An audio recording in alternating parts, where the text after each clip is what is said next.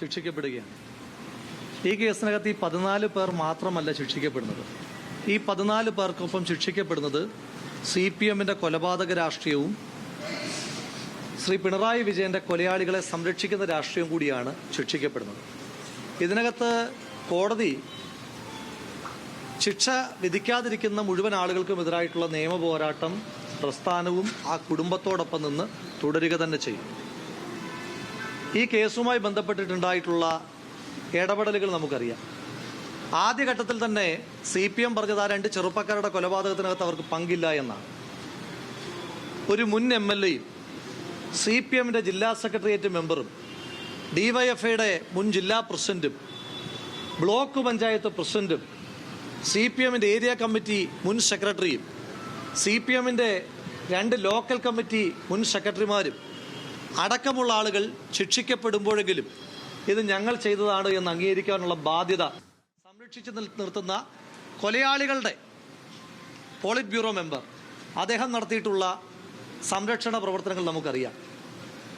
2 കോടിയോടടുത്ത് രൂപയാണ് പൊതുഖജനാവിൽ നിന്ന് ഈ കൊലയാളികളെ സംരക്ഷിക്കുവാൻ വേണ്ടി മാത്രം CBI എത്താതിരിക്കുവാൻ വേണ്ടി മാത്രമായി സംസ്ഥാന സർക്കാർ ചെലവഴിച്ചത്. ഒരു കാര്യം മനസ്സിലാക്കേണ്ടത്, ആ 2 അമ്മമാർ, ആ അമ്മമാരുടെയും സത്യേട്ടനും കൃഷ്ണേട്ടനും അടക്കമുള്ള 2 പിതാക്കന്മാരുടെയും അമൃതയും കൃഷ്ണപ്രിയയും അടക്കമുള്ള 2 സഹോദരിമാരുടെയും കണ്ണീരിന് മുകളിലല്ല സർക്കാർ കോടാനുകോടി രൂപ മുടക്കി കേരളത്തിലേക്ക് എത്തിച്ച, കോടതികളിലേക്ക് എത്തിച്ച രഞ്ജിത്ത് കുമാറും മനീന്ദർ സിംഗും അടക്കമുള്ള ആളുകളുടെ നിയമപാണ്ഡിത്യം എന്നുകൂടി ഇവിടെ തിരിച്ചറിയപ്പെടുകയാണ്. സർക്കാർ എന്ത് നാറിയ കളികൾ കളിച്ചു.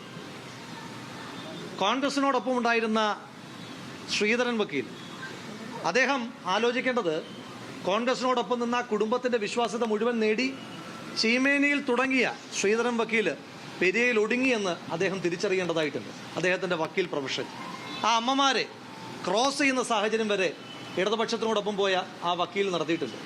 ഇനിയും തൊട്ട് ശ്രീധരൻ വക്കീൽ കഴിക്കുന്ന ഓരോ വറ്റ ചോറിനകത്തും ശരത്തിൻ്റെയും കൃപേഷിൻ്റെയും തകർന്നു തെറിച്ച മാംസത്തിൻ്റെയും രക്തത്തിൻ്റെയും ഗന്ധമുണ്ട് എന്ന തിരിച്ചറിവ് കൂടി ശ്രീധരൻ വക്കീലിനെ പോലുള്ള ഒറ്റുകാർക്ക് കൂടി ഉണ്ടാകുന്നത് നല്ലതായിരിക്കും. ഈ വിഷയത്തിനകത്ത് കുടുംബവും പാർട്ടിയും എടുത്തിട്ടുള്ള നിലപാട്, CBIയെ കൊണ്ടുവരുന്നതിനകത്ത് എന്തിനാണ് CBI കൊണ്ടുവന്നതെന്ന് ചോദിച്ചു. ക്രൈംബ്രാഞ്ചും സ്റ്റേറ്റ് പോലീസും അന്വേഷിച്ച കേസിനകത്ത് ഒരിടത്തും മുൻ MLA കുഞ്ഞിരാമൻ അടക്കമുള്ള ആളുകൾക്കെതിരായിട്ട് ഒന്നും പറഞ്ഞിരുന്നില്ല.